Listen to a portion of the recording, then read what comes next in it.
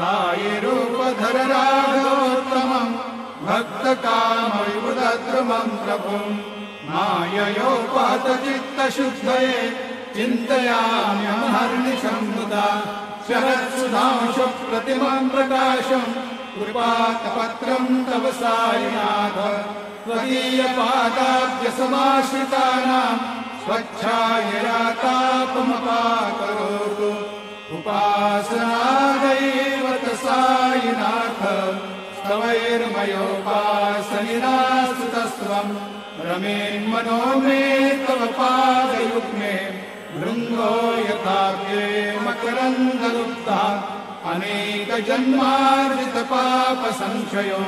भवेत् भवत्पादसरोजदर्शनात् क्षमस्व सर्वान् अपराधपुञ्जकान् प्रसीद साई सद्गुरो दयानिधे श्री साईनाथ चरणामृतपूतचित्तास् तत्पादसेवनरता सततम् च भक्त्या संसारजन्यदुरितौ धर्मनिर्गतास्ते कैवल्यधाम परमम् समवाप्नुवन्ति स्तोत्रमेतत्पठे भक्त्या